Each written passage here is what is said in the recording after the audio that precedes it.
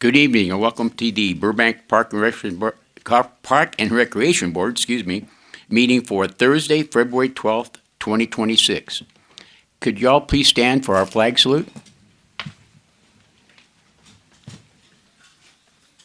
Ready? Begin.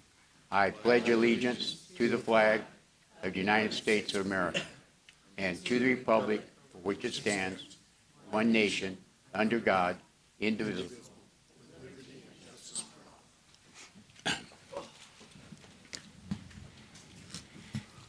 Thank you.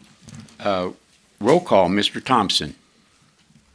Good evening, Chair Mickey DiPaolo. Here. Vice Chair Robert Brody.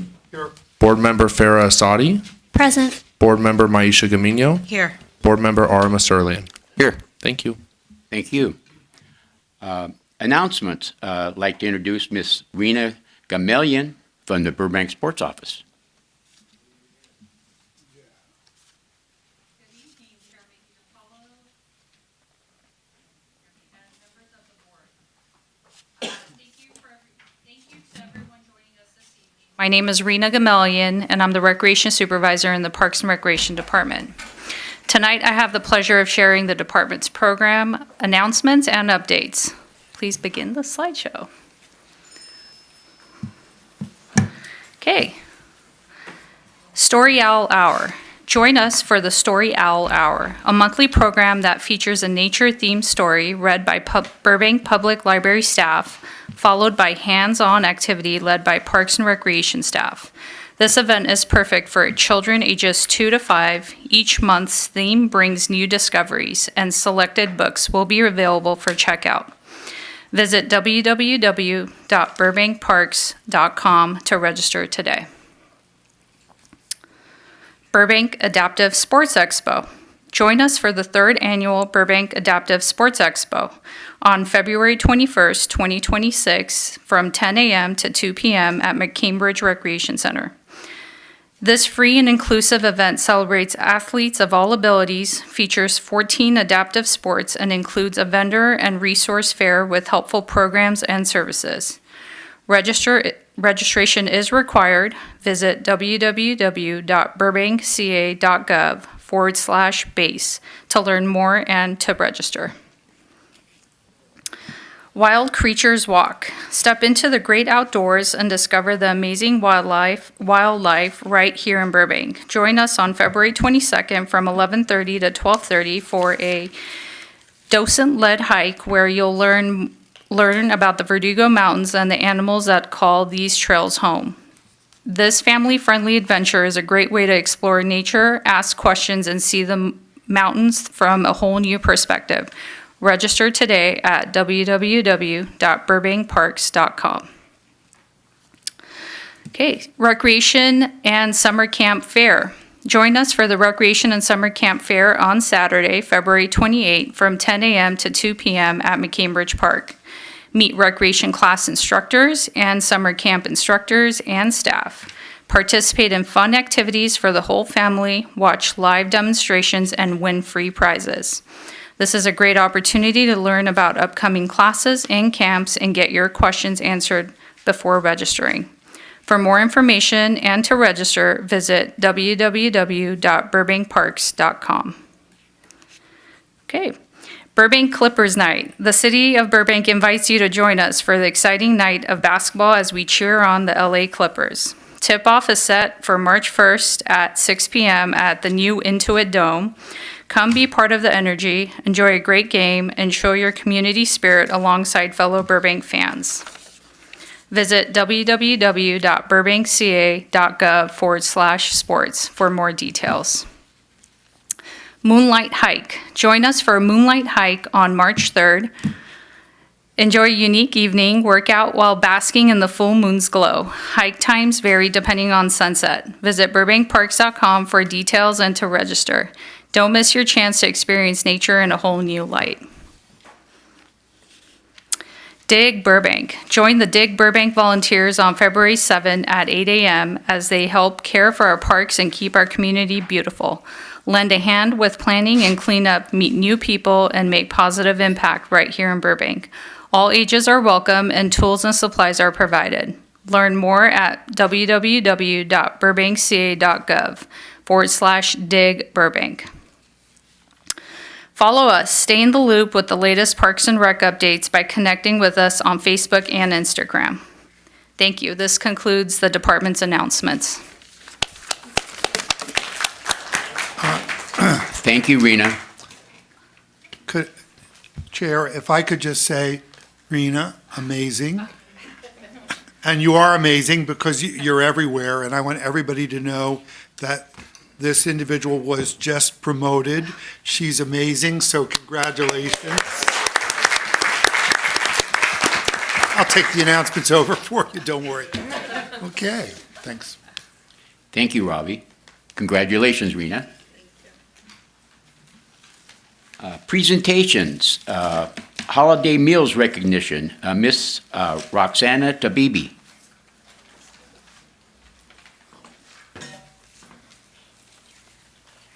Good evening. Good evening.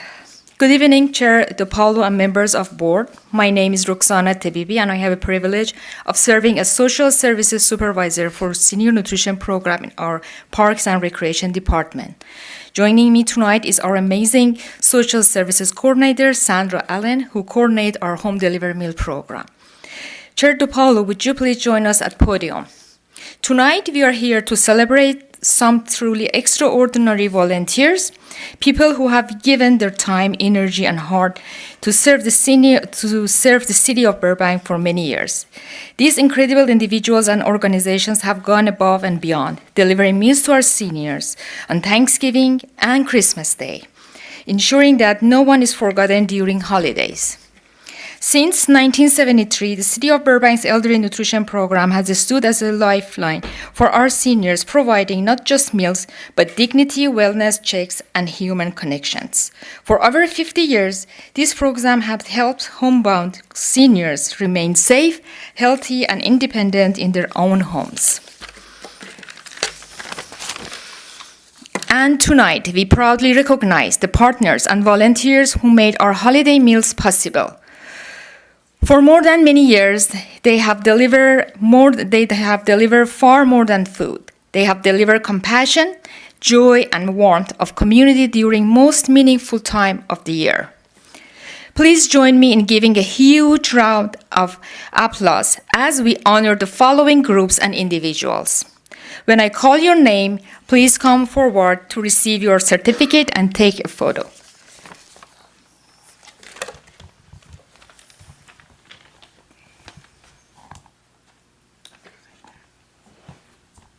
Hello? Okay. Can you hear me? Yes. Perfect. Yes. Common Performance Catering for generosity donating holiday meals on Thanksgiving Day. Unfortunately, they are not here today, and we're going to deliver the certificate to the place. Providence San Joseph Medical Center for generously donating meals on Christmas Day. Thank you.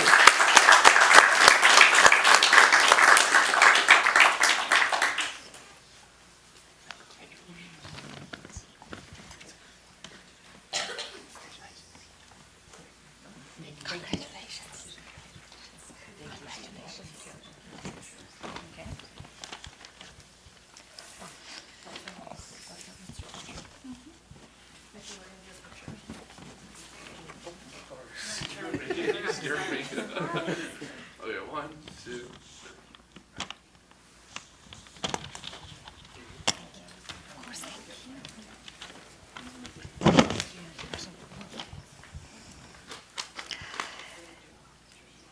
Girl Scouts of Greater Los Angeles Burbank Service Unit for decorating festival meal bags that brings holiday cheers to our seniors.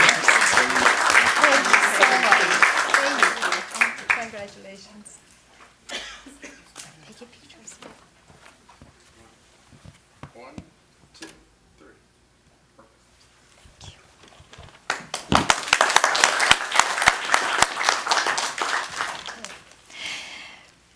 Scouting America Burbank Troop 209 for delivering meals on both Thanksgiving and Christmas Day.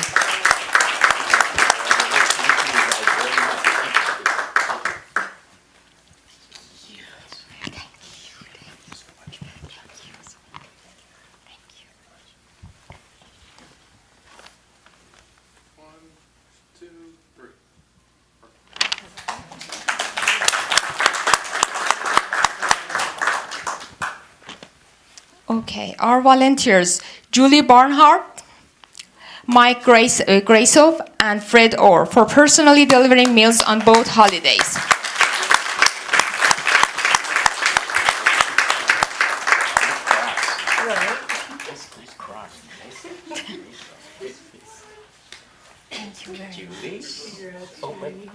Congratulations.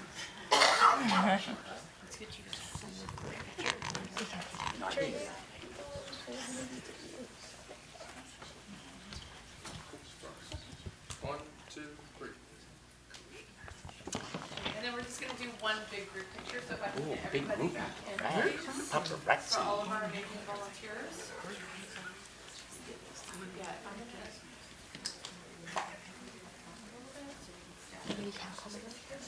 Yeah, we're gonna do a few lines. We have a big group coming in. So I'm gonna have my youngsters come up in front for me, please. Yeah.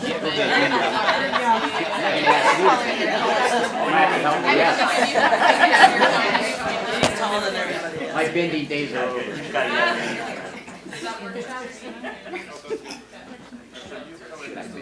A good Scott will not even. Okay, right here first, okay, one, two, three. Perfect.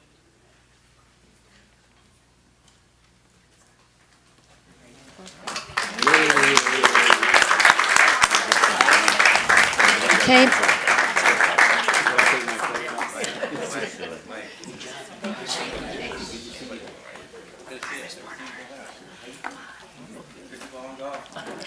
Because of all of you, our seniors are healthier, safer, and more connected during the holiday seasons. You make Burbank a community that truly cares for one another. Thank you for your incredible generosity and commitment.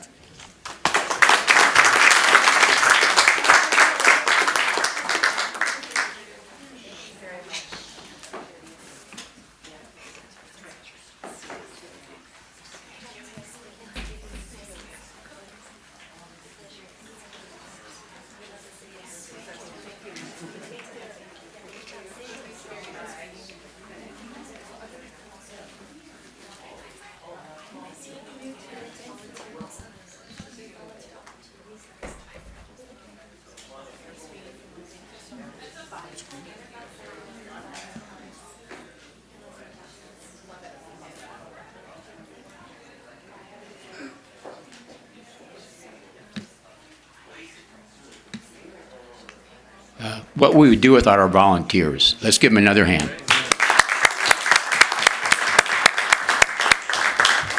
Nothing like volunteering, and I speak from that from a personal experience. So anybody out there watching, and by all means, look for opportunities to volunteer within our city. There's plenty of them. Okay, moving on. Department Director Report, Ms. Garcia. Good evening, Chair DiPaolo and board members. I would like to invite Noah Altman, Recreation Services Manager, up to the podium to share with the board an update on an exciting program that we recently launched.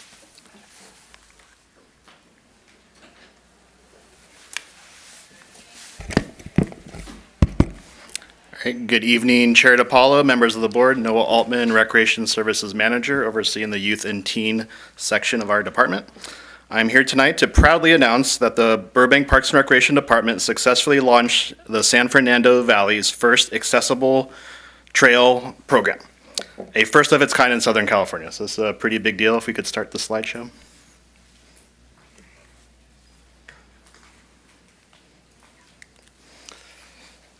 So this program debuted 2 all-terrain motorized action track chairs, the top-of-the-line AXIS 40 model, in case you're wondering.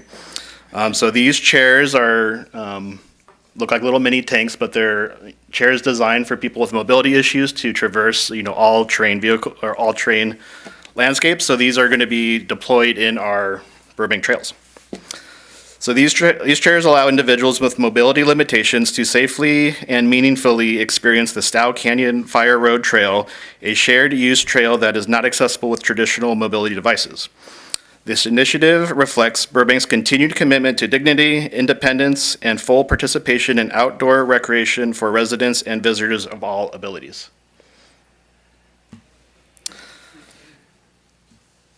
This program positions Burbank as a regional leader in adaptive recreation and inclusive park design, providing a repeatable model for other jurisdictions across the County of Los Angeles. It aligns with the city's broader accessibility goals and advances regional momentum as Southern California prepares for the 2028 Olympic and Paralympic Games. This program was officially launched on Saturday, January 31st, 2026 at the Stow County Nature Center and has been currently, it's been up and running since, and as of today, we've had 45 reservations on the books through April. Yeah. So track chair use is managed through, we'll just do a couple pictures first. So this was some pictures from the January 31st date. We had a member of the nationally renowned wheelchair dance team, the Rollettes, come and help us debut, as well as Daria. She's an up-and-coming adaptive tennis player with Olympic aspirations in the Paralympics, so they helped us debut these chairs. Fire department has been an awesome partner. Since these are kind of new devices to us and them, they spent a lot of time to develop strategies should something go wrong up in the hills, what the best way to make a rescue would be. So they were a huge partner to this program as well, because we always want to make sure safety's first. And even just some attendees, kind of as these people see these chairs for the first time, they're pretty impressed, and we had a little crowd kind of rooting them on for their inaugural hike.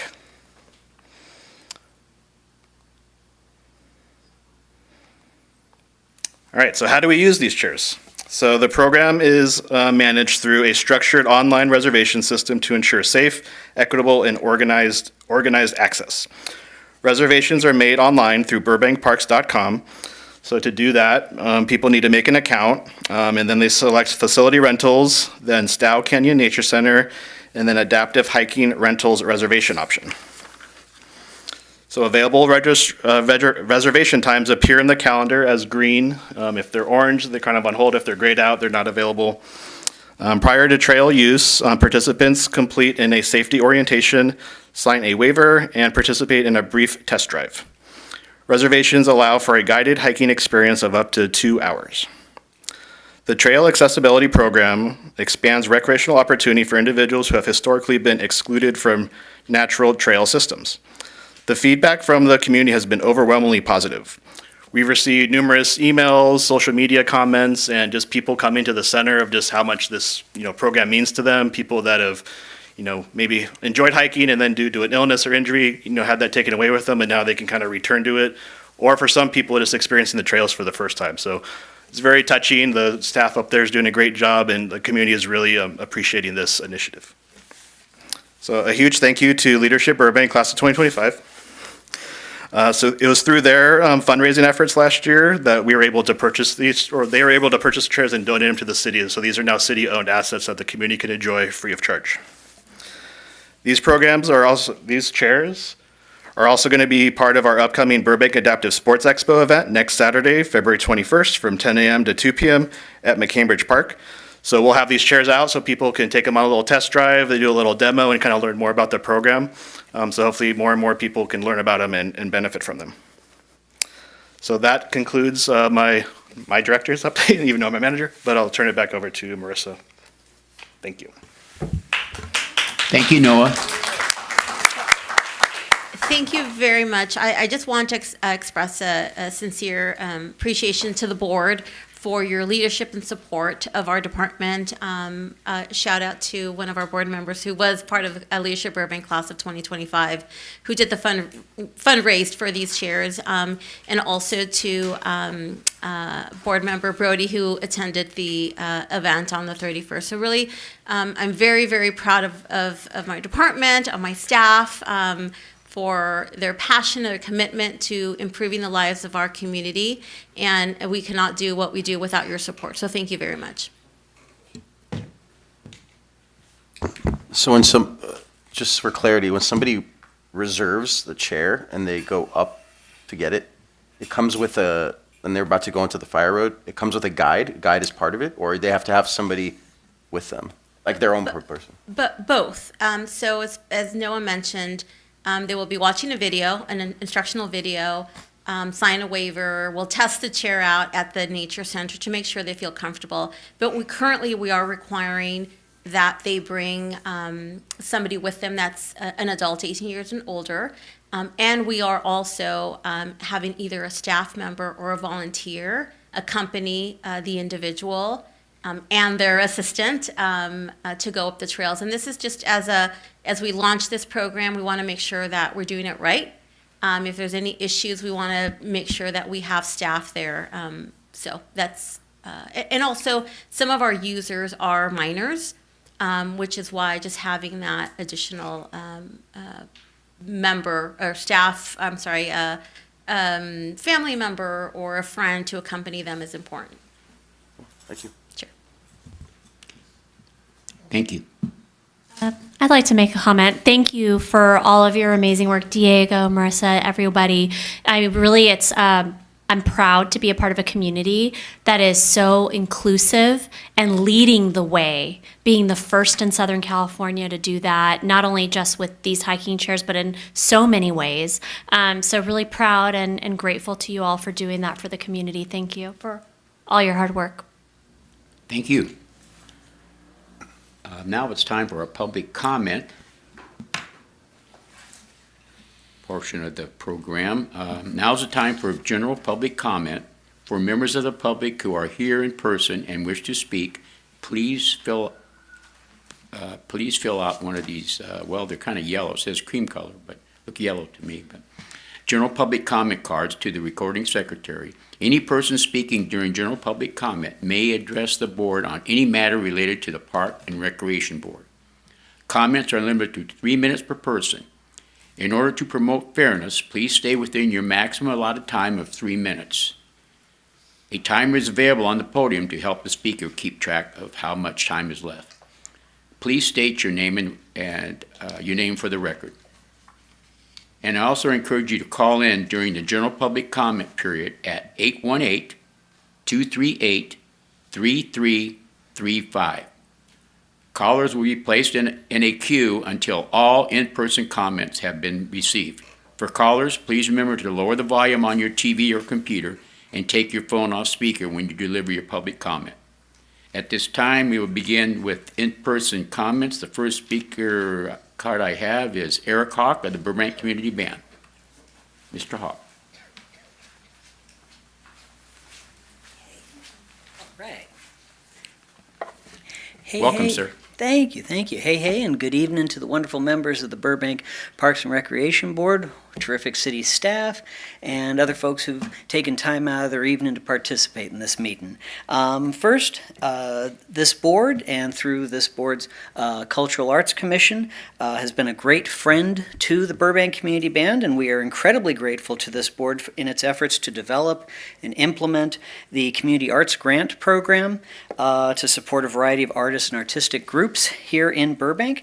The band's also incredibly grateful to have been selected as a recipient of funds from this most recent Community Arts Grant.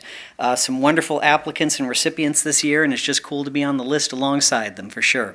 The support from this board and its commission and the city will certainly help this community band, your community's band, share music with the community. And with respect to an upcoming show that's supported by this grant, I can happily say the band is already deep in development on what is going to be a very special concert on Saturday, April 11th at 2 p.m. in the main stage, the main auditorium of Dolores Huerta Middle School. The Burbank Community Band will present Milestones of Freedom, a concert celebrating the 250th anniversary of the signing of the Declaration of Independence, as well as 175th anniversary of California statehood. The concert will present music composed in America in the late 1700s, as well as music inspired by the events surrounding the signing of the Declaration, such as Chester by William Schuman and Declaration 1776 by Charles Booker. The concert will also, as the title suggests, Milestones of Freedom, highlight historic moments where freedom and liberties expanded and transformed with the abolition of slavery, the birth of jazz and expansion of creative expression, and to the civil rights movement of a few decades ago. Y'all are really going to enjoy a particular piece called Deep River by James Swearington as well. The concert will also feature a pop-up art show featuring works by local Burbank artists in the front of the school and in the lobby of the school as well. And your community band is designing a concert hall that will be an uplifting event, an event highlighting great goals achieved through struggle and sacrifice and the making of a better land for all of us. Hope y'all can make it to the show.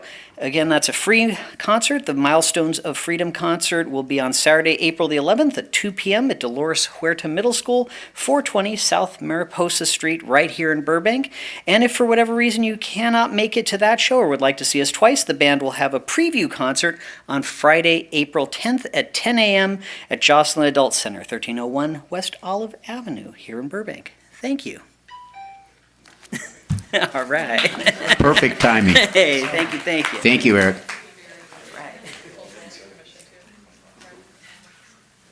Our next speaker is Elizabeth Meberg.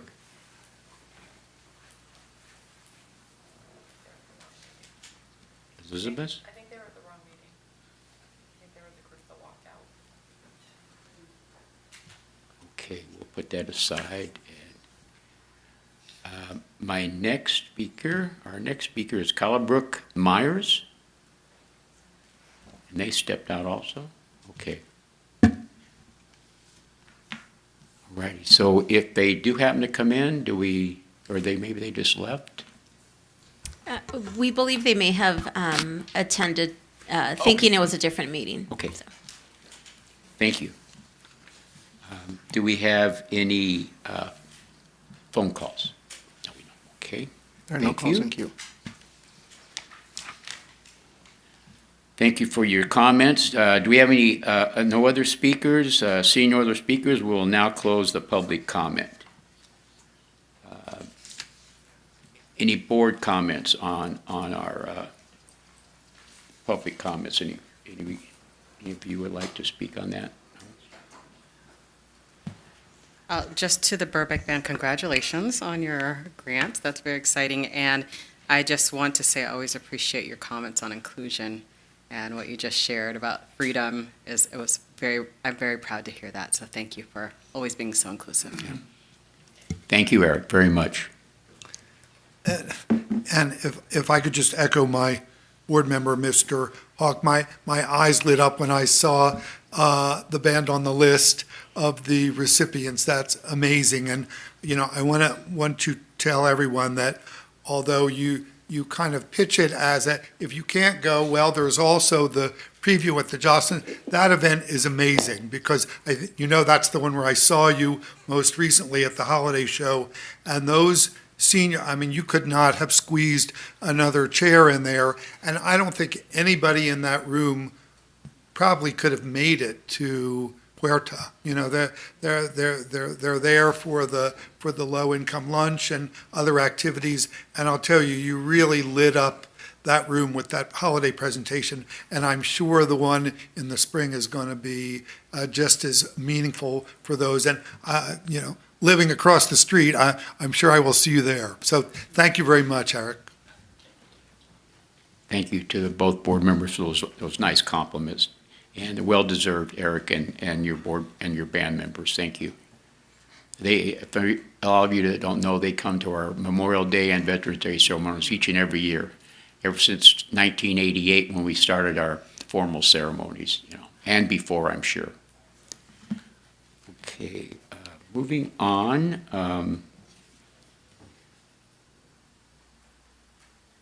Written communications, Ms. Garcia? No written communications were received.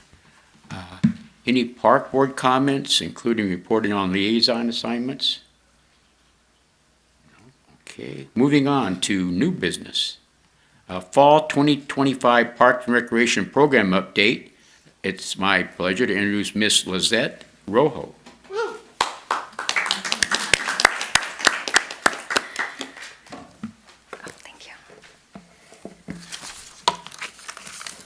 Dropping all my notes already, and it's going to be a long presentation. Good evening, Chair DePaulo, members of the board. My name is Lisette Rojo. I am the administrative analyst, too, at the Burbank Animal Shelter. and I'm here today to present our fall quarter updates for our department. Okay. So I'll start with Burbank Animal Shelter, most amazing shelter ever, but I am biased, I think. I'm happy to report that the animal shelter saw a very busy quarter. We did have a lot of happy adoptions as well. During the months of October to December, we received a total of 331 dogs and cats.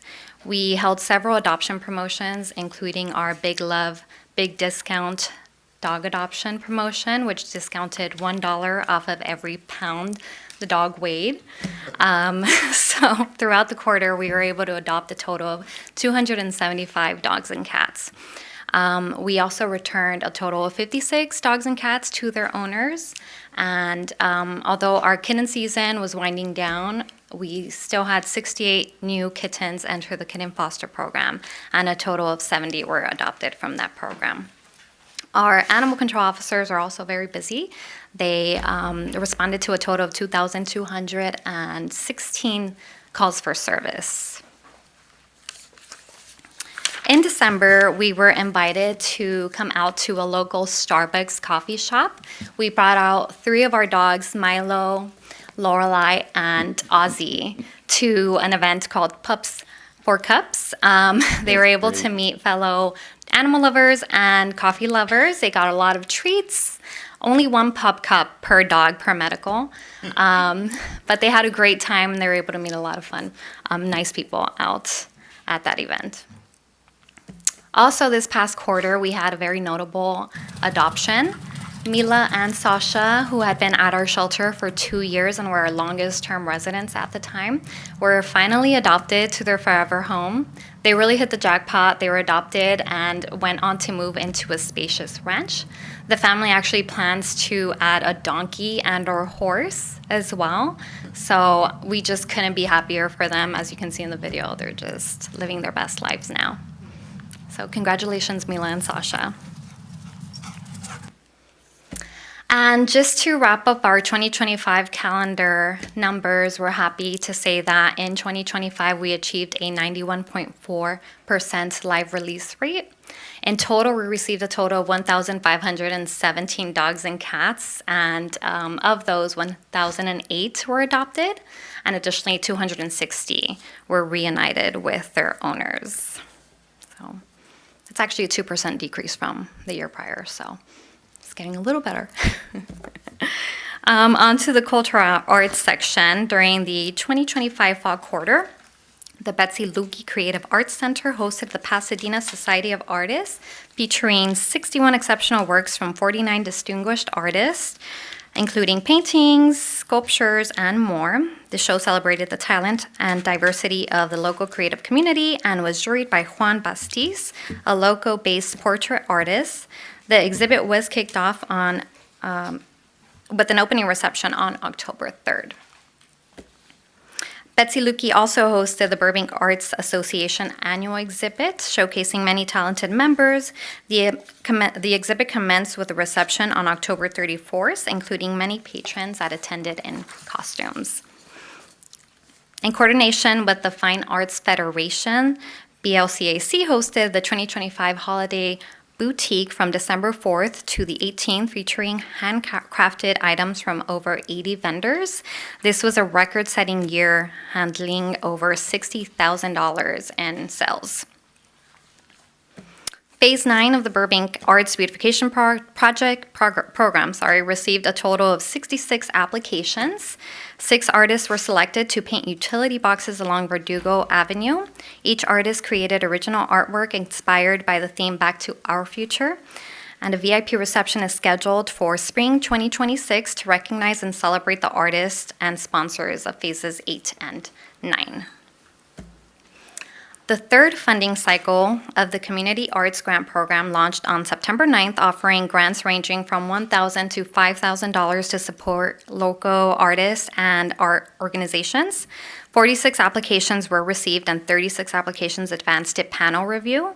On December 9th, 18 artists were recommended for grant awards. Grant recipient projects will take place March 1st, 2026 through February 28th of 2027.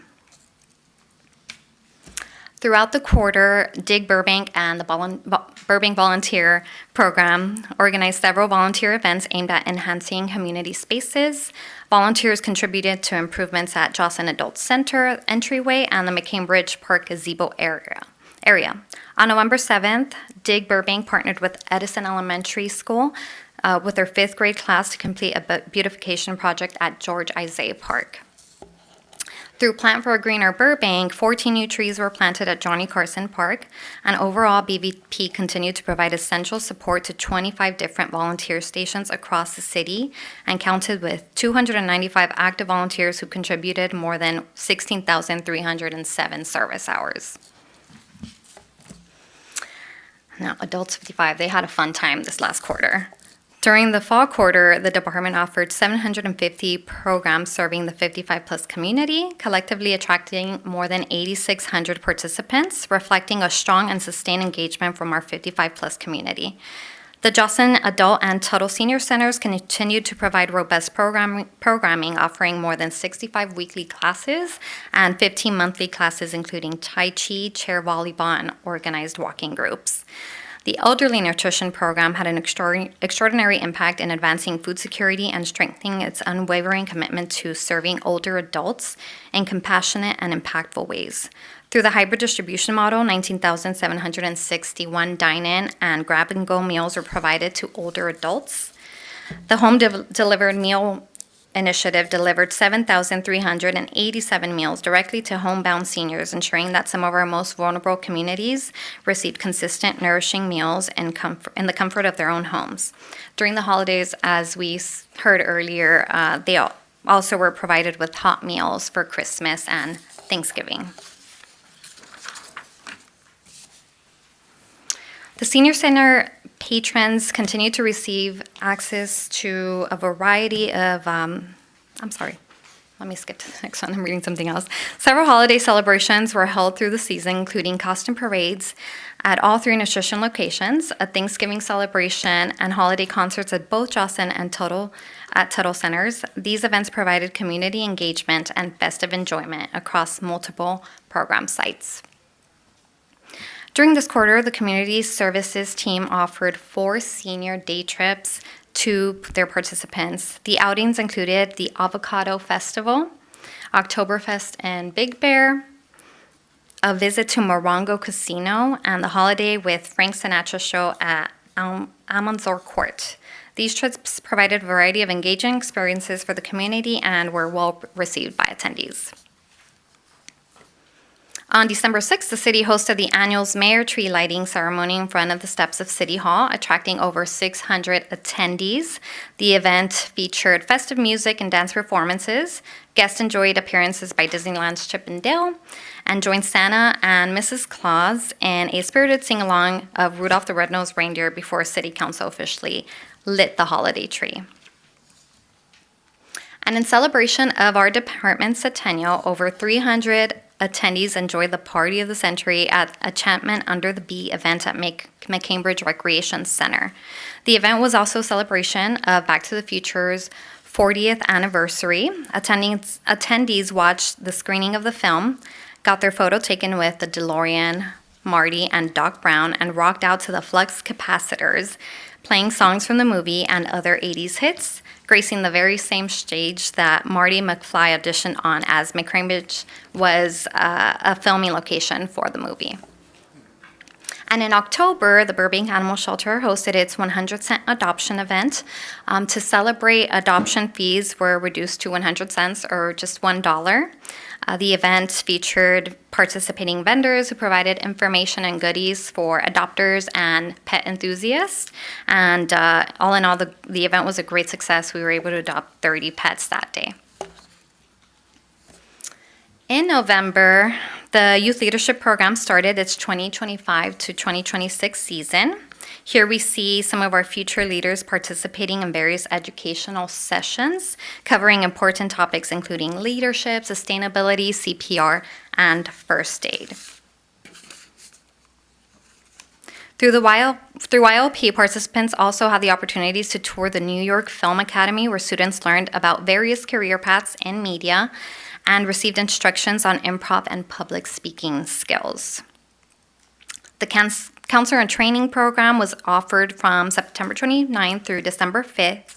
9 high school students gained leadership skills, learned about resume building, and participated in mock interviews, in addition to assisting ASD staff at various elementary schools with supervising children and leading activities. Over in youth programs, the holidays, winter break camp took place at McCambridge Recreation Center for the weeks of December 22nd to January 2nd. Campers enjoyed sports, games, crafts, and other festive activities. As a special treat, they got to navigate an obstacle course set up with multiple inflatables. And Winter in the Wild camp was offered during the week of December 22nd through the 26th at the Stowe Canyon Nature Center. Campers participating in hiking, games, crafts, and learn about local plants and animal life in the surrounding area. Maybe we'll get some future animal control officers out of that. On December 31st, the New Year's Eve event was held at Stowe Canyon Nature Center. 26 participants played games, created crafts, enjoyed snacks, and counted down to 12 noon with a balloon drop celebration. Through BUSD Joint Use Funds, new classroom furniture was purchased in November to augment after school's days' allocated space at Stephen C. Elementary. Furniture included new tables, chairs, and outdoor picnic tables for both Burbank Unified School District and ASD to benefit from. On November 18th, staff participated in a California Parks and Recreation Society mini conference in Whittier. Staff participated in educational sessions covering successful event planning, making the transition from part-time to a supervisory role, accessibility in parks and recreation for people with disabilities, and current trends for successful social media marketing. The keynote speakers left a positive, impactful impression that can be implemented in department programs and events. The annual Veterans Day ceremony took place on November 11th at McCambridge Park War Memorial. The event celebrated veterans through a flyover by the Condor Squadron, music played by the Burbank Community Band. Veterans Committee Chair Mickey DiPaolo presided over the ceremony, and Mayor Nikki Perez gave touching remarks to acknowledge the courage and sacrifice of all veterans. A special display celebrating Burbank's history supporting veterans was included in this year's ceremony as part of the department's 2025 centennial celebration. The annual Haunted Adventure event took place at Stowe Canyon Nature Center on October 17th, 18th, 24th, and 25th. Contributing to the department's centennial celebration, this year's event was titled Timeless Terror, paying homage to horror movies through the decades. Over 600 attendees braved through frightening scenes of spooky spiders, body snatchers, and a haunted hotel, generating over $5,500 in revenue. And here we can see the team preparing for all the scariness, some of the behind-the-scenes photos of them getting ready. The McCambridge Recreation Center hosted the annual Little Pumpkins Top Party on October 25th and the Halloween Carnival on October 31st. The events featured a variety of Halloween-themed carnival games, photo opportunities, and craft activities. The Little Pumpkins Top Party had over 120 participants, while the Halloween Carnival had over 100 participants. The Breakfast with Santa event was held at the Burbank Town Center on Saturday, December 13th, with over 240 registered participants. A delicious pancake breakfast was provided, as well as fun festive activities and dance performances. The department received the 2025 Helen Putnam Award for Excellence on October 8th for its groundbreaking Burbank Adaptive Sports Expo. This achievement reflects the incredible support of partners including Triumph Foundation, Angel City Sports, Hearts for Sight, SoCal Adaptive Sports, Burbank Tennis Center, Leadership Burbank, and the Office of Supervisor Catherine Barger in advancing inclusive recreation for all. The department was recognized at the League of California Cities Conference and exhibited the program, serving as an example to other cities wanting to start their own adaptive sports program. The department hosted the annual Walk of Fame induction ceremony on October 4th at the George Isay Park. This event honors outstanding individuals who made significant contributions to Burbank's Park and Recreation sports program. This year marks the 17th induction ceremony since the Walk of Fame was established and has recognized 86 individuals for their dedication, leadership, and service to the community. The 2025 inductees include Jesse Cisneros, David Lee Sr., and Joe Stratton.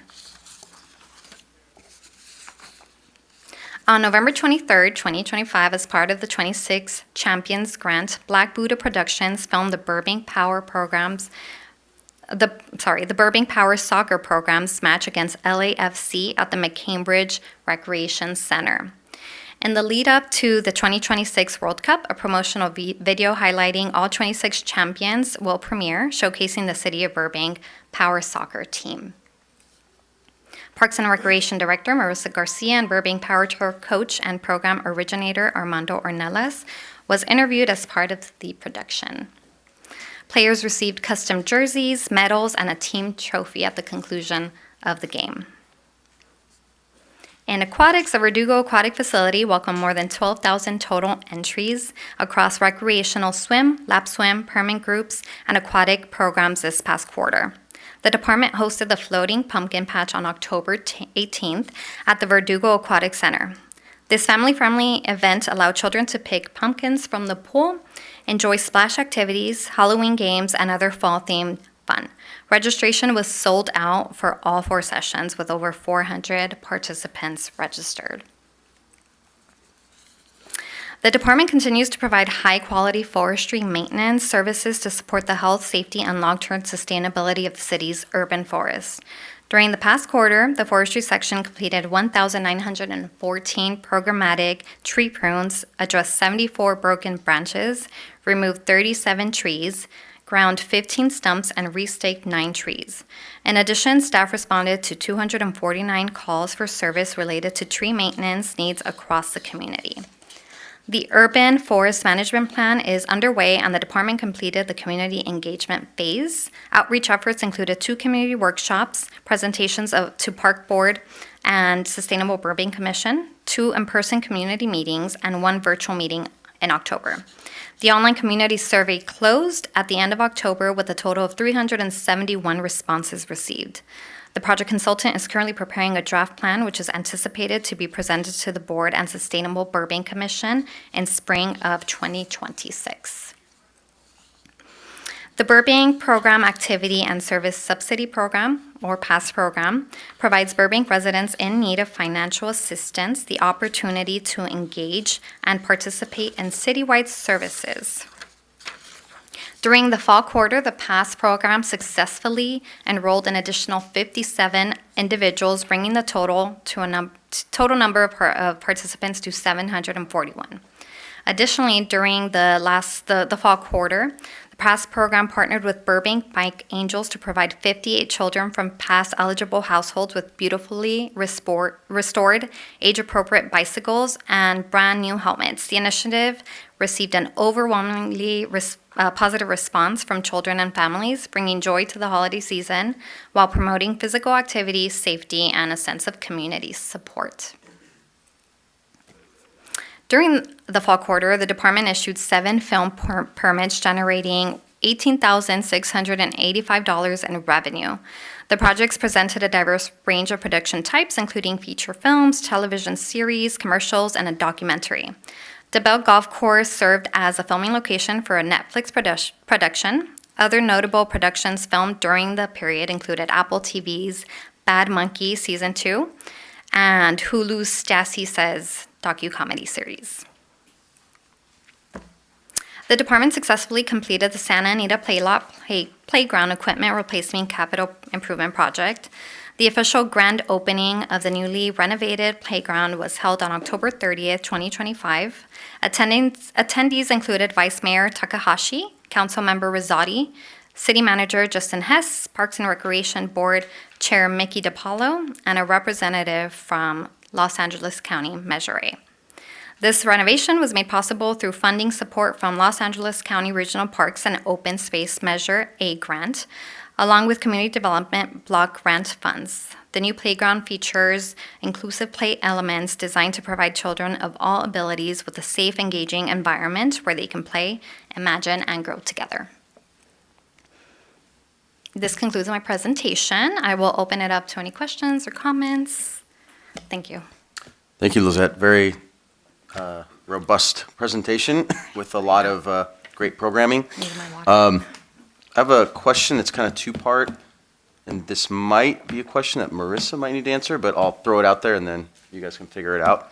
How do you guys, I've always wondered this because so many each event has this unique idea with a fun name attached to it. So I guess I'm curious, how do you guys ideate and come up with all these different events? I'm guessing Noah's going to take a lot of the credit for it, but how do you guys come up with these all these different events attached to different, I guess, holidays or tentpole moments or whatever? And then the second part of that is, how do you guys measure the success of an event, saying, okay, this was great, we're going to make this an annual thing, or okay, this maybe wasn't the greatest thing, we're going to scrap it and we're going to come up with something new? I guess that's kind of my two-part question. Sure. Well, I can speak on the animal shelter and our 100% adoption event.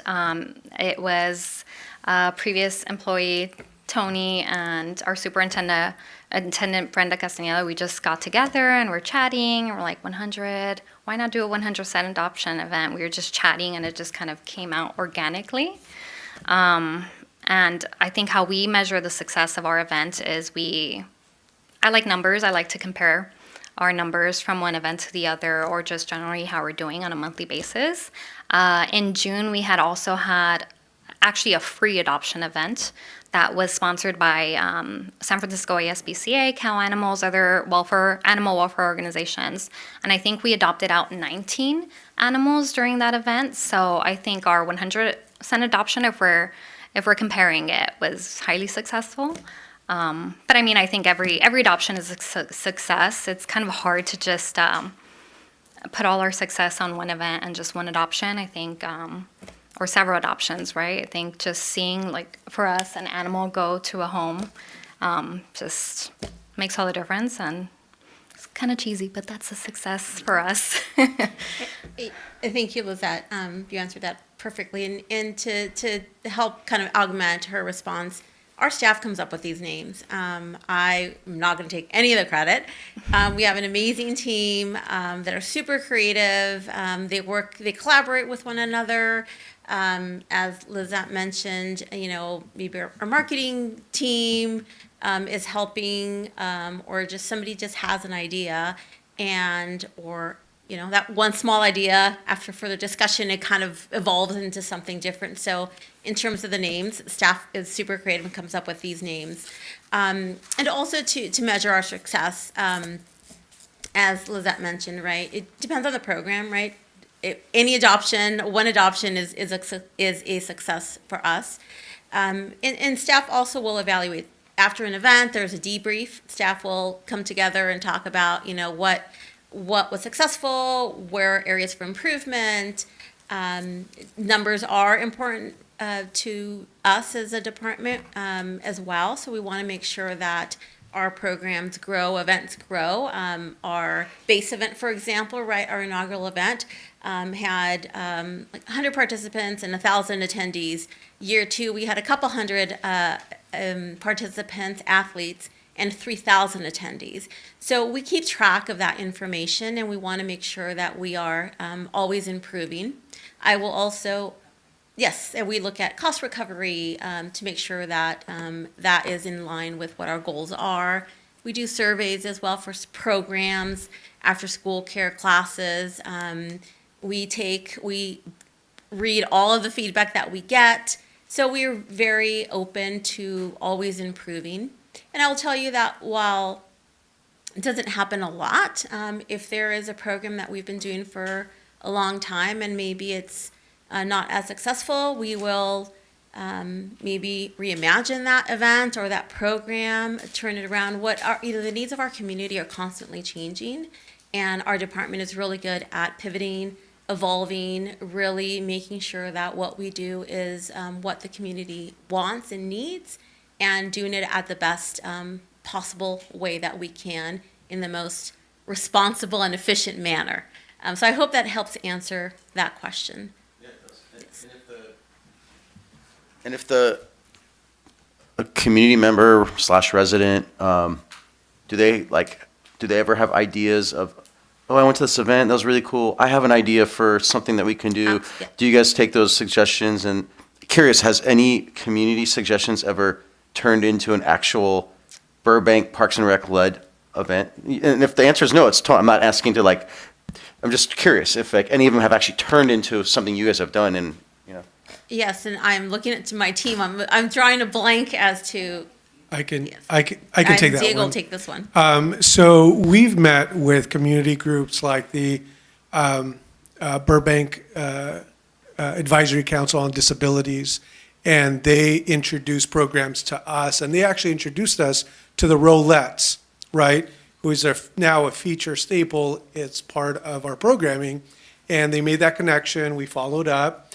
We found that there was some mutual interest there for us to advance our causes and our initiatives, and we engage with them, and they offer their services. Now those partnerships are ever evolving, and now they're actually, instead of just doing a performance, they're going to be doing a performance and a clinic.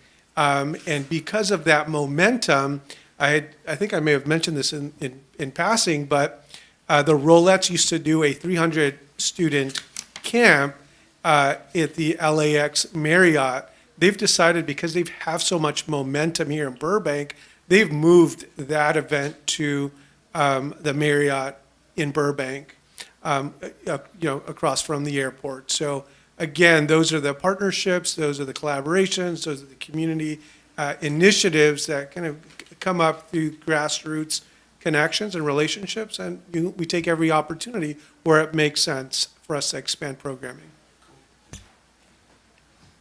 And also just, working collaboratively with this board and the other boards and commissions that we support, we're able to really expand a lot of our programming. As was mentioned earlier, the art grant.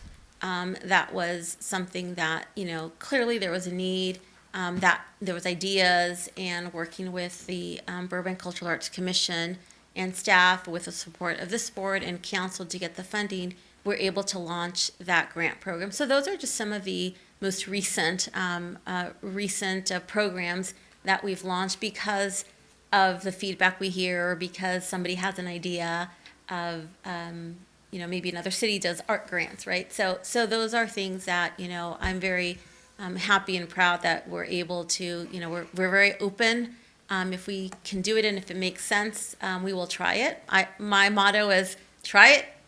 If it works, great. If it doesn't, nothing was lost. And so I think we've been able to be very thoughtful, starting programs that, and putting, our entire effort to make sure that we are successful.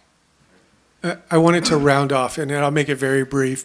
We have a founding member of our, pickleball ambassador team here in the audience today, and pickleball was very organic here in Burbank. And so we took those suggestions, those surveys, those community meetings, and really have evolved pickleball into a really wonderful program here in Burbank. Go ahead. Two things. Congratulations again on the Helen Putnam Excellence Award. That's a huge accomplishment. Something to be really proud of. And then secondly, thank you to the animal shelter for all of the hard work you do for the animals. I know you guys have there's so much work that goes into it. There's also the volunteers of the Burbank Animal Shelter. And I had a question for you all, just in terms of like the younger generation. Is there any opportunity for like youth, whether it's through like the youth leadership, I don't know what avenues there are, but for them to volunteer and get involved and to kind of cultivate that next generation to be the stewards of the animals in our community and just utilizing their skills and their energy.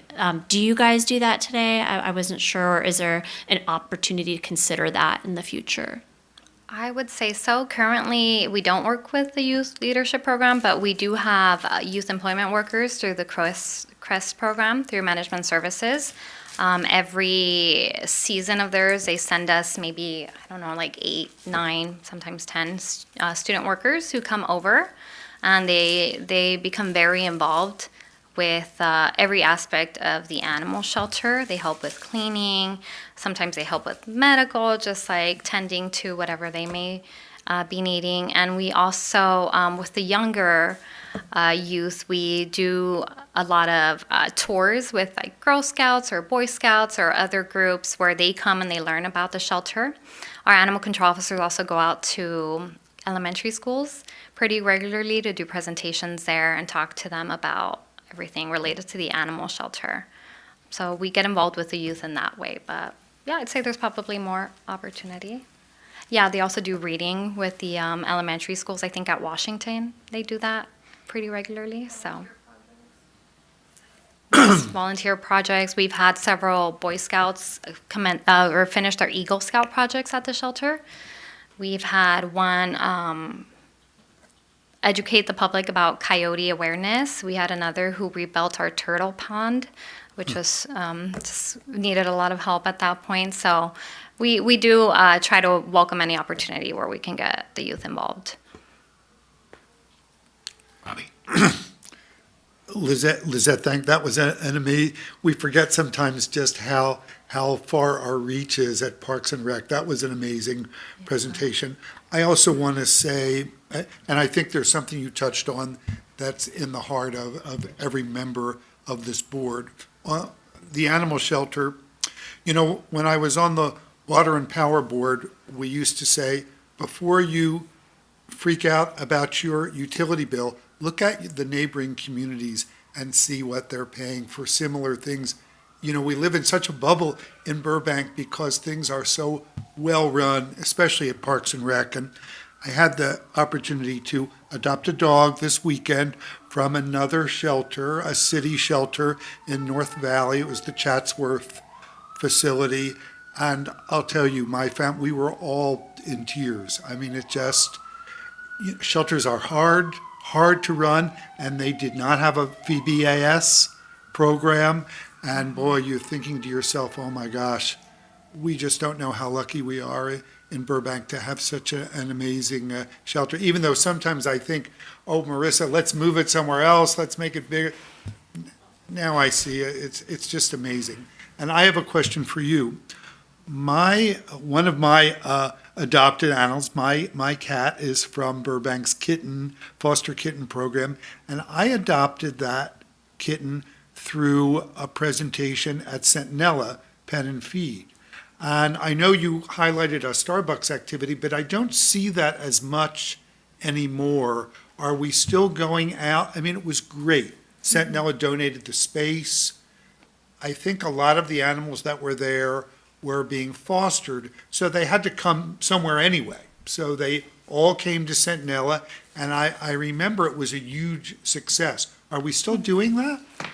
Not so much outside of the shelter, but what we do now is we have regular kitten foster fairs at the shelter, which just makes it a little easier. I call it like speed dating for adopting kittens, because a lot of fosters come to our conference room and they can see all of the kittens. Sometimes it's 10, 15, I mean, as many as we can fit in there, really. And it's just a quicker way of having them seen and adopted. So I wonder if we did that before, but that's been working pretty well. We have pretty good success with adopting out the kittens, and it just streamlines everything because we're there at the shelter, and then paperwork is done at the front desk.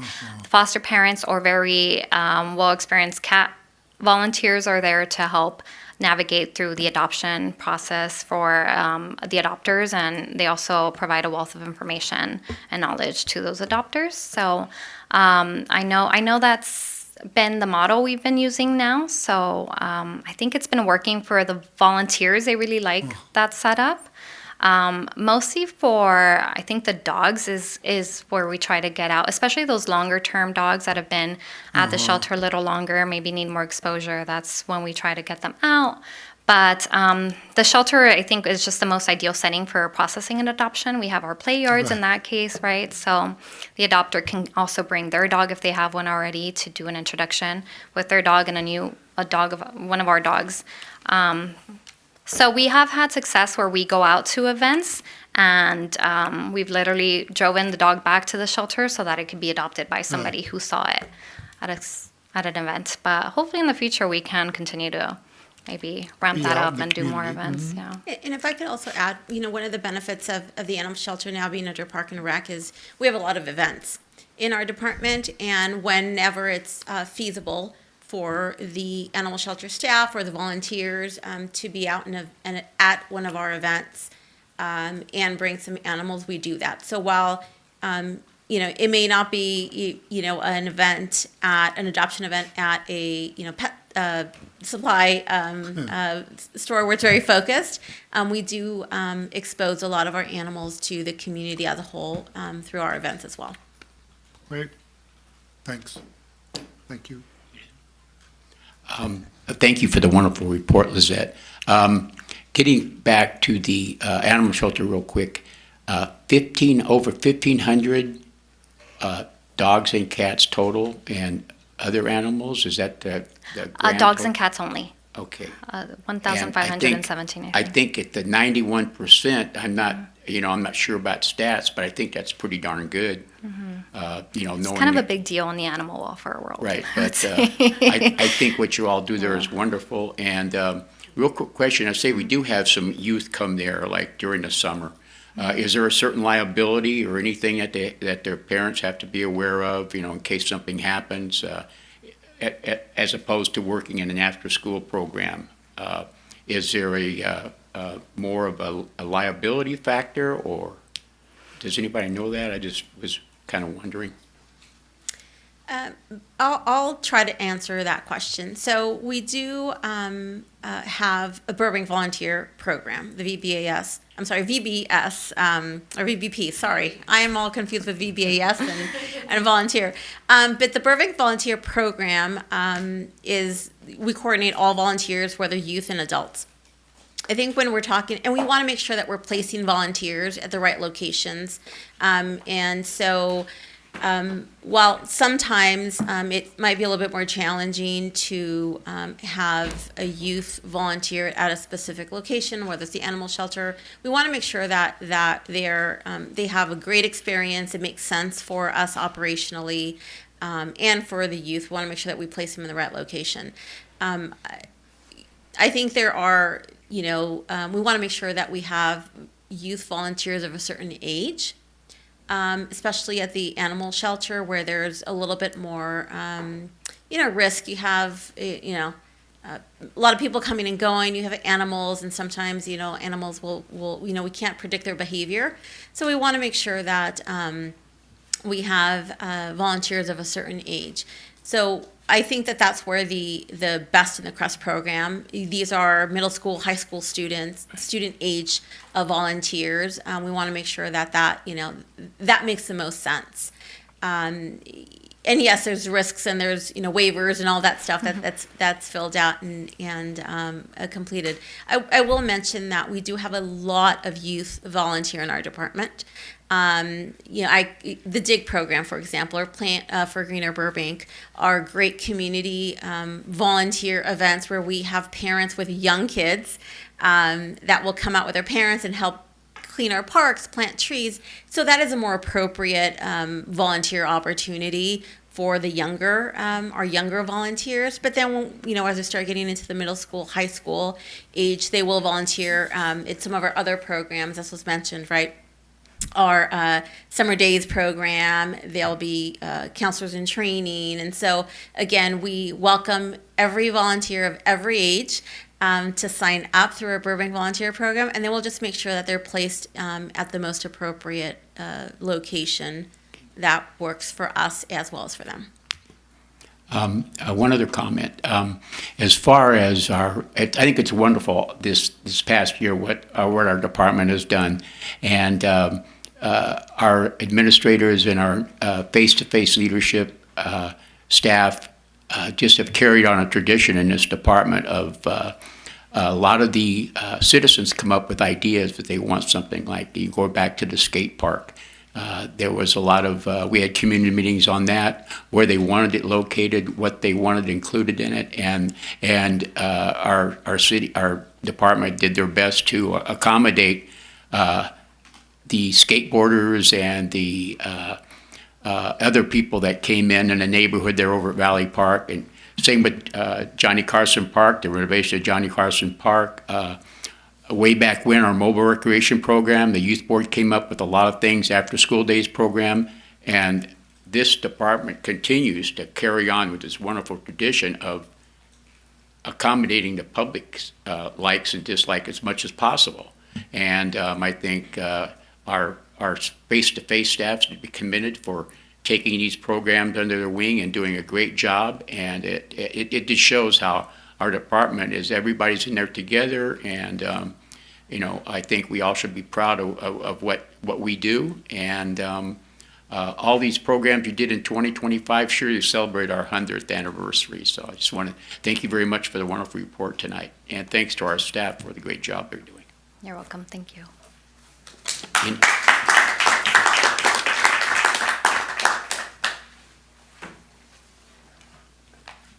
Okay, moving on.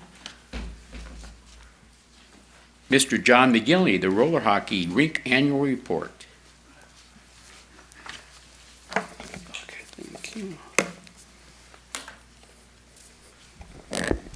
All right, good evening, Chair DiPaolo and Park Board members. My name is John McGinley, Recreational Manager over Sports and Aquatics. This item provides the Park and Recreation Board with the annual update required under the lease and operating agreement between the City of Burbank and PIM for the operation of the LA Kings Burbank Sports Center at Ralph Foy Park. The report summarizes programming and operations, participation levels, community partnerships, facility improvements, rent payments, and progress towards established goals and objectives. During the reporting period, the facility experienced continued growth in league participation and public programming, completed maintenance improvements, and remained in compliance with all operational and financial obligations outlined in the agreement. LA Kings Burbank Sports Center also joined the department in celebrating 100 years of Parks and Recreation by participating in the Centennial Bash at McCambridge Park and helping lead Skating Through a Century of Parks and Recreation, held at the roller rink, where community members were invited to skate free of charge. At this time, I'd like to invite Dave Sirianni with PIM to lead the board through the report. Hello, board members. Thank you for having me tonight. Good evening, good evening. I think John's going to go through the PowerPoint and then, so this here just shows our rental terms. As you can see, in 2018 through 20, our monthly rent, and then how the increase over the few years until we are currently in 2026. And just about at $26,000 for the year. This is a little bit of our programming. Oh yeah, I can go through this as well. Actually, it'd be better. This is a little bit of our programming that we do here. We have, these are some flyers that show, we'll go over each flyer. The Sunday skating school, every Sunday morning. Let me back up a little bit. So when we first started the programs at the Burbank Sports Center, we were mainly a sports facility. Roller hockey, ball hockey, we did a little bit of soccer. And then we always wanted to have a variety of sports. And we have now reached out to Burbank United Soccer, and we brought in the Burbank Artistic Roller Skating Team. We also do, we always have our youth roller hockey and our adult roller hockey, and then we just added roller derby to our program now. We always had Los Anarchists Youth Roller Derby. I believe one of the board members' daughter came to our camps. And now we're excited to have an adult roller derby program. So we are extremely busy at the facility. We are operating on full cylinders. And tonight I was able to meet Steve and Diego. With the help of Diego and John, we're actually thinking about trying to bring pickleball over to the facility as well. So we're going to meet sometime in the next couple weeks, try out the surface, and see if that works at our facility as well. Getting back to some of these flyers here. So we participated, our roller skating program. We have 4 or 5 coaches that are national ranked coaches. They were all at the Moonlight facility, which is located in Glendale. And they are now all a part of us. I never thought that roller skating, we would be able to bring the roller skating to our rink because, one, we're not a vintage wooden pine floor. We have a coated concrete floor, but it has worked amazing. We've reached out to the community. We have community skates, family skates, skating school for youth and adult on Sunday mornings. We have an afternoon session now on Sundays, our family skate that's packed literally weekly. We are getting new community skaters coming out and putting on roller skates for the first time in 20, 30 years. So it's been a lot of fun, and I appreciate all of you guys. Diego and John have been great with us. So next one. A few more flyers shows a little bit of information on our adult roller hockey program. We currently have 34 adult roller hockey teams. Our skate night, we do a family skate night on Mondays and now on Sundays. We do a Wednesday. All these programs that we were able to fill in actually filled in a lot of our downtime prior to our sporting events starting at 7 p.m. at night and finishing by 10 p.m. So that's, and then Friday night, we do a Friday night session from 6:30 to 9:30 p.m. Sundays is an adult-only night. We bring in DJs on Sunday night, and it's from 5:30 to 8:30 p.m. 5:30 to 8 p.m. on Sundays. So just a little bit of our standings and our schedule. If you go to the BurbankSportsCenter.com, you're able to view all of our standings and stats. And some of our guys, you know, this is their weekly NHL, so they really pay close attention to all this. And then our weekly schedule, we actually, if you go to once again to our website, you'll see everything from 8 a.m. Monday through Sunday, 7 days a week. We're operating coaches' time in the morning, afternoon hours. Then we have youth hockey practices. We have roller skating programs. And then we have our adult hockey, which operates basically 6 nights out of the week. A few pictures of our youth program. Yeah, it's great. We have a 6 and under program now, an 8 and under program, and a 12 and under. A couple pictures of our little guys winning the cup this year, last season, and a few of our adult photos. Yeah, the adult league. We do a ball league, like adult ball hockey, adult roller hockey, and adult roller derby and youth roller derby now. Let's see. So these pictures are when we had resurfaced the rink, and then we went ahead and we tried to put this a different type of surface in, and with the outdoor elements, it just didn't work out all that well for us. So we went back to our old resurfacing, and now we have the blue concrete all painted, and we have a branding contract still with the LA Kings, and you can see that photo there. So on Saturday nights, you guys are all welcome this Saturday. If you don't have anything to do on Valentine's Day, come out to our Skate Oddity event for free. You're all invited. It's a lot of fun. We decorate the rink, lights, we bring out DJs. We average 150 to 200 skaters from the community on these events. We have vendors. All our permitting is done with the city of Burbank. And yeah, that's just a few pictures, some pictures of our kids skating at the rink on the weekends. That looked like a Centennial picture there. Yeah, I recognize that. There you go. That was our Centennial skate that we did with you guys. And let's see what else. A few other pictures of our roller skating, our kids programs. That looks like a camp picture in the top right. We do 2 summer camps with the Los Anarchists Roller Derby program. And There's DJ Wayne there on the left, and then on the bottom, we have the LA Kings Burbank Sports Center artistic team. I mentioned that some of the coaches that we picked up from the Moonlight Roller Skating Rink in Glendale, these coaches are amazing, and we have a big event this Saturday actually out in Ventura, and we have, I want to say, like 7 or 8 of our students, our kids are participating in that national skating event. And then during some of our programs, we always bring out face painting and any other extra activities that the kids can participate in, hula hoops, all kinds of fun activities. And this was from either our Christmas show or our spring show. We do 4 shows over the course of the year. This year we did the Magnolia, what's the Magnolia holiday show, which we gave out a lot of passes and, you know, brought exposure to the rink. And then on December 20th, we did our Christmas holiday show, and that picture to the, oh, there we go. Kind of bouncing around a little bit. And then these are our Sunday night skating, DJ night. We put lights up and kind of enhance our program, so. This is from our last holiday show.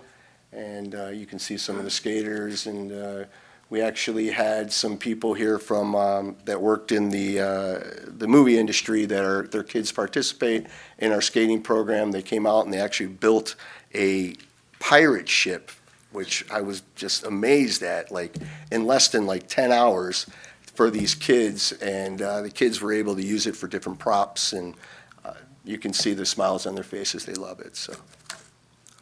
And then this was from our Halloween skate. This is a bunch of skaters that did like a Beetlejuice routine, and yeah, they really dressed the part. So once again, thank you guys for everything. You guys have been amazing. John, Diego, everybody, thank you.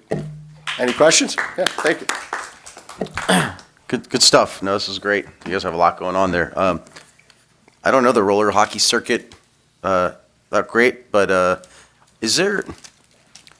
there any like pro roller hockey teams? And the reason I ask is because like at the Burbank Tennis Center, they'll do like these exhibition matches where they bring like a pro from the women's circuit, and then they brought one from the WTA, brought one from the ATP. It'd be cool to like maybe do like an exhibition match like of like 2 pro roller hockey teams. Promote it, get everyone, not that you guys are lacking in programming or people coming out, but it's just a cool, maybe an exhibition match can turn into like some sort of expo, just a great way to kind of let people know what's going on. I don't know anything about roller hockey, so I don't know if there's pro teams, but if there's a way to do like an exhibition match and just get like a few hundred people out there, it could be interesting. That's a great idea. Actually, there is pro roller hockey, and our Monday night league, if you guys ever want to watch some amazing roller hockey, is our Division I.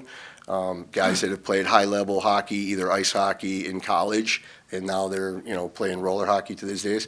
And then there's a program out there called NARCH, N-A-R-C-H, NARCH Roller Hockey, which is the elite pro roller hockey circuit.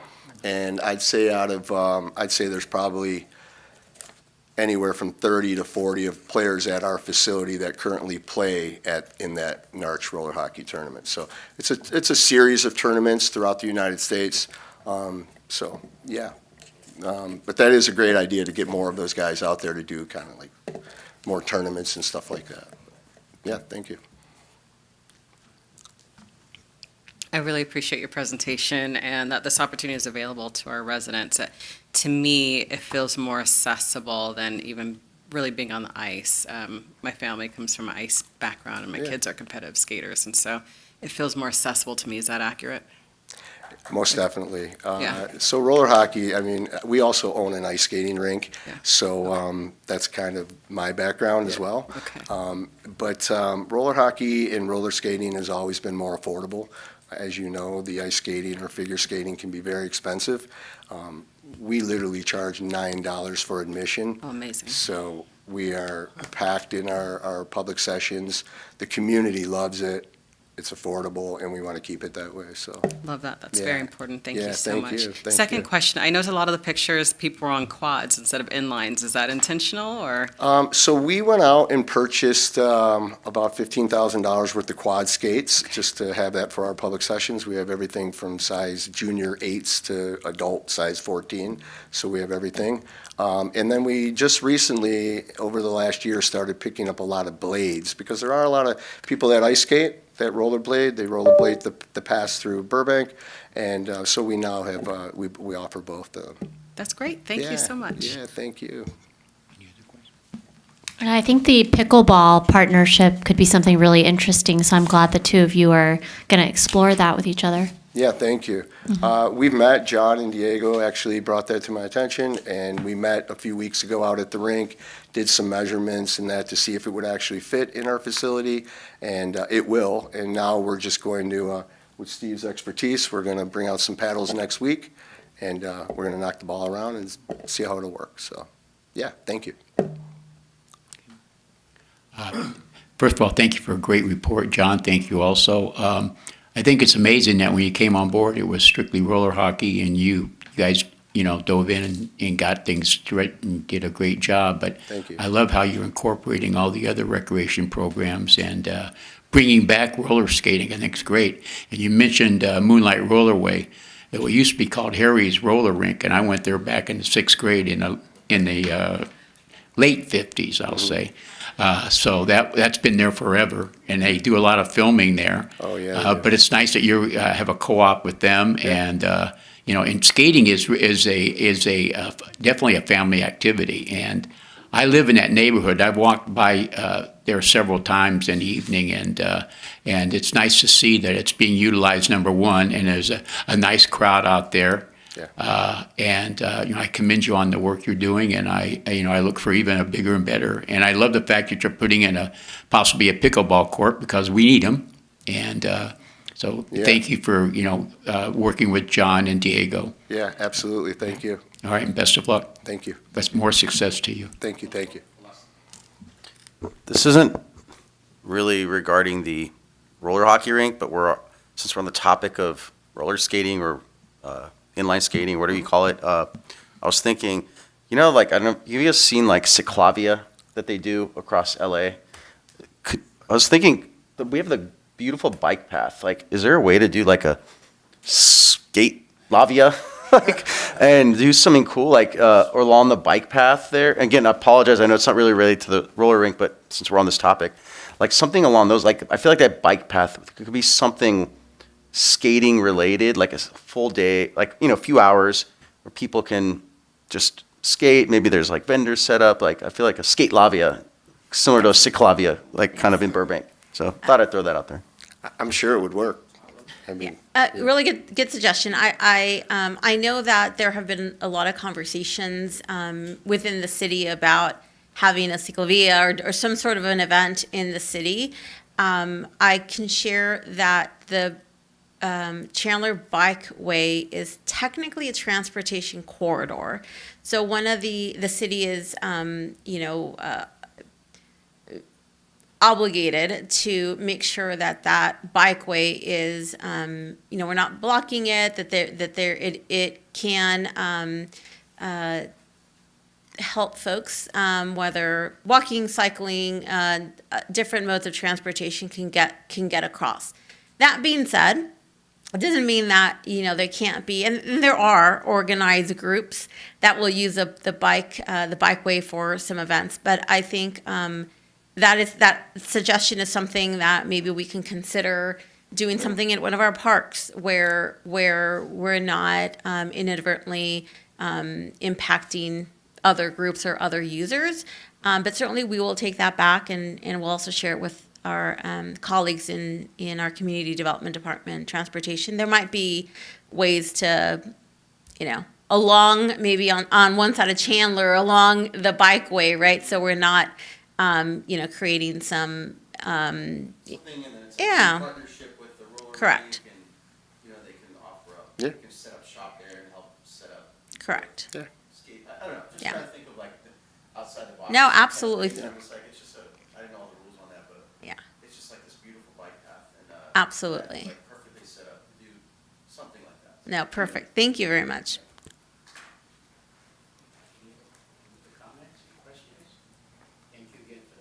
Thank you, guys. Appreciate it.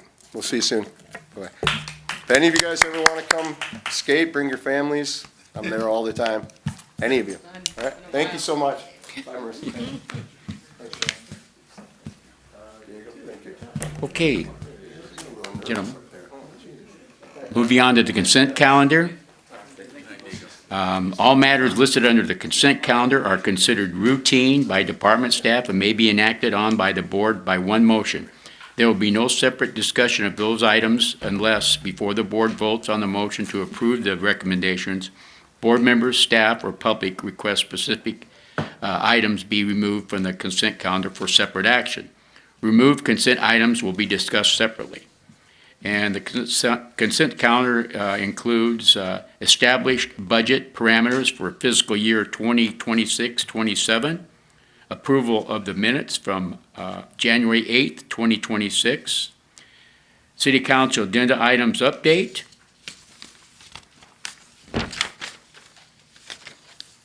contract compliance, police park patrol report, Dick Clark Dog Park progress report, departmental operations update. Any discussion? This is Robbie. I'll move to adopt the consent calendar. I'll second. All those, we need to take a Yep. roll call. Chair Mickey DiPaolo, Yes. Vice Chair Robert Brody, Yes.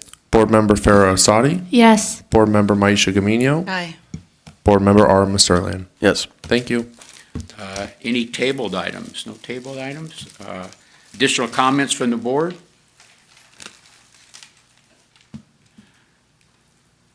Introduction of any new agenda items?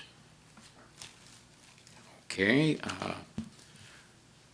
So we will adjourn tonight's meeting.